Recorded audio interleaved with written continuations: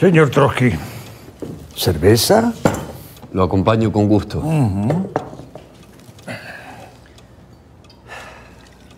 Marx, usted ha hecho gala durante toda su vida de una gran visión histórica. No sé. No, era una broma. ¡Salud! Por favor, continúe, señor Trotsky. No disimule su modestia. Yo comienzo a disfrutar de su presencia. Bien, yo intenté profundizar sus ideas y darle un sentido general. Lo desarrollo. Por favor, lo deseo con avaricia. Continúe. Llegué a la conclusión que desde el principio del siglo XX podía ser probable que los trabajadores llegaran a la toma del poder en los países atrasados antes que en los países adelantados. ¿Cómo lo hizo? Bien. Ambos sabemos que el atraso no puede ser la base del avance hacia el socialismo. Pero, siguiendo sus hipótesis, imaginé que podían triunfar primero y así dar impulso a procesos revolucionarios que avanzarían hacia el socialismo siempre y cuando la revolución triunfara por lo menos en un puñado de países adelantados. Entonces, concretando, la revolución en Rusia llevó a la revolución en Francia. No. No. A principios del siglo XX, el mundo entero se encontraba repartido entre un puñado de potencias imperialistas. La competencia entre ellas llevó a una guerra mundial. Para frenar procesos revolucionarios, para redistribuirse el planeta. La Revolución Rusa triunfó inmersa en esta siniestra guerra, la más sangrienta y despiadada matanza planificada por la reacción que usted jamás hubiese podido imaginar. En cambio, la revolución en Alemania... En Alemania. Alemania se levantó finalmente. El proletariado alemán finalmente logró tomar el poder. ¿Y dónde se desarrolló esa lucha? ¿En Alsacia o en Renania? La revolución en Alemania fue derrotada, Marx. Entonces, ¿la revolución rusa triunfó o también fue aplastada? No, sobrevivió. Lo lograron. ¿Cómo? Creamos un ejército de 5 millones de obreros y campesinos y derrotamos a 14 ejércitos imperialistas juntos. Conquistamos la tierra para los campesinos, una demanda democrática profundamente sentida que los trabajadores tomaron en sus manos. Se nacionalizó el conjunto de las fábricas y toda la economía, lo que significó la base de un desarrollo impensado para cualquier otro país atrasado en el mundo. La revolución acabó con la desocupación, se estableció la jornada de 8 horas de trabajo, se legalizó el divorcio, se estableció el voto femenino, se conquistaron... Sí, pero sin embargo la revolución rusa avanzaba aislada del resto de Europa.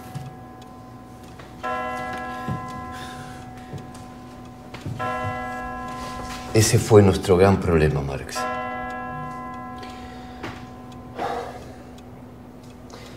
Creamos junto con Lenin, el principal dirigente de la Revolución Rusa, una internacional, la Internacional Comunista, y tratamos de llevar la revolución a otros países. La clase obrera luchó valientemente, pero fuimos derrotados, en muchos casos, por la debilidad de estos partidos comunistas en esos países, a excepción de Rusia, por supuesto. Sí, claro, lo comprendo. Sí, entiendo, sí. Para el momento de la revolución, había en Rusia más de 100 millones de campesinos y una marea de analfabetismo. ¿Y clase obrera? Una minoría, pero concentrada en las principales ciudades y en las grandes industrias, jugaba un papel clave. Claro que sí. Muchos dijeron que la revolución había sido prematura. Eso no me extraña, son los bastardos de siempre. Eso mismo le respondemos nosotros. ¡Bastardos! Eso es.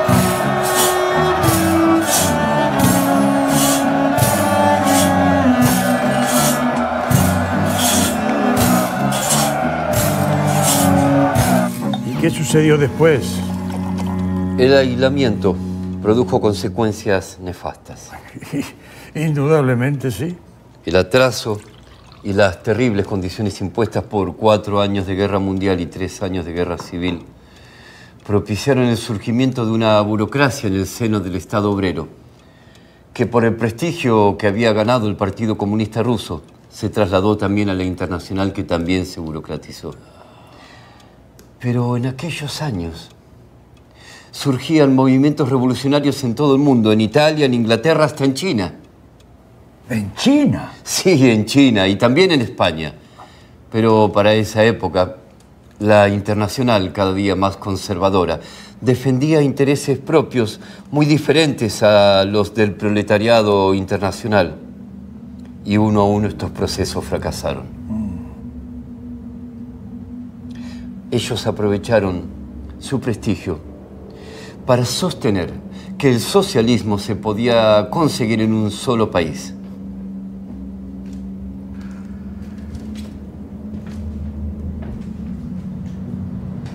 Lo he dicho siempre, que los obreros no tienen patria, que los proletarios del mundo deben unirse, que el capitalismo es un sistema mundial, es un disparate pretender reemplazarlo por cualquier otro sistema nacional. El objetivo del comunismo es la liberación de los trabajadores y por ese medio de la humanidad, de toda explotación y opresión. Coincido, naturalmente.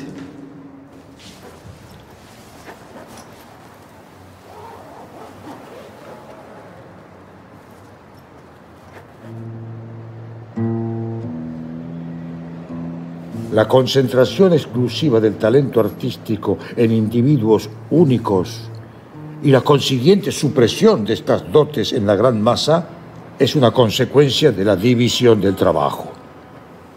En una sociedad comunista no habrá pintores, sino a lo sumo hombres que, entre otras cosas, se ocupan también de pintar.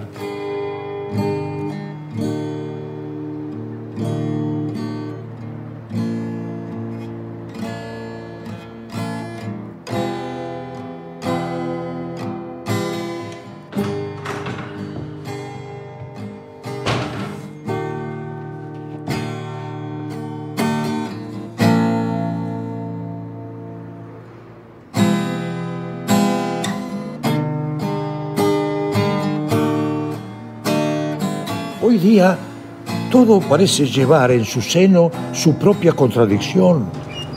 Las máquinas, dotadas de la propiedad maravillosa de acortar y hacer más fructífero el trabajo humano, provocan el hambre y el agotamiento del trabajador.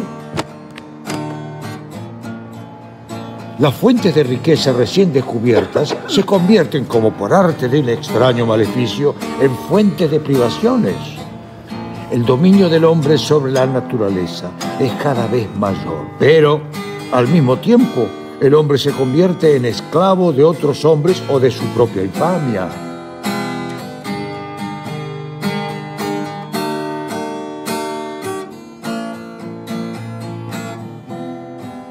El objetivo del comunismo no puede desarrollarse en un solo país. No, porque la revolución es nacional por su forma, porque naturalmente para luchar los trabajadores tienen que organizarse como clase en su propio país, pero no por sus contenidos, que es internacional. Efectivamente. La revolución socialista comienza en el terreno nacional, se desarrolla en la internacional y llega a su término y remate en el mundial. Entonces coincidimos también en que la necesidad de la revolución mundial es fundamental para lograr nuestro objetivo, el comunismo. Absolutamente. Todo lo contrario de la burocracia surgida en Rusia, que pretendía que el socialismo se podía construir en un solo país y, malversándola, transformó la dictadura del proletariado en una dictadura sobre los trabajadores, que nada tenía que envidiarle a las dictaduras capitalistas. Engels y yo lo dijimos claramente. La dictadura del proletariado es un medio, no un fin en sí mismo. Una dictadura, sí, sobre la burguesía y sobre su sistema de propiedad, pero la más amplia democracia para el proletariado. Un medio para que el Estado mismo acabe por desaparecer. Lo sé.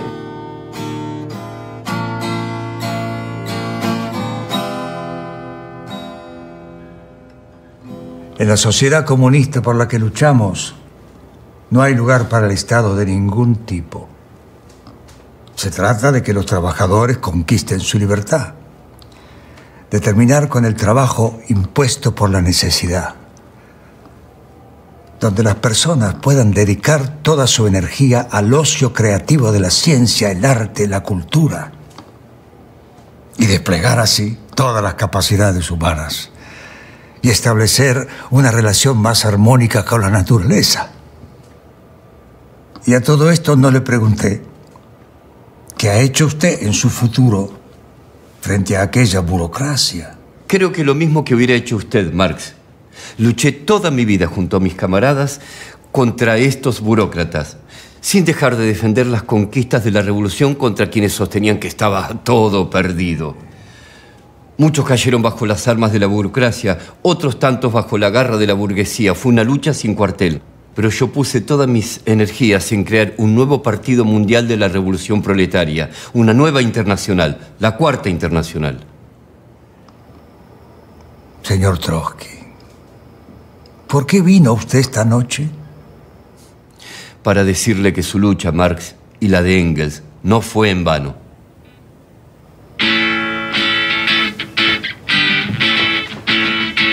Muchas gracias.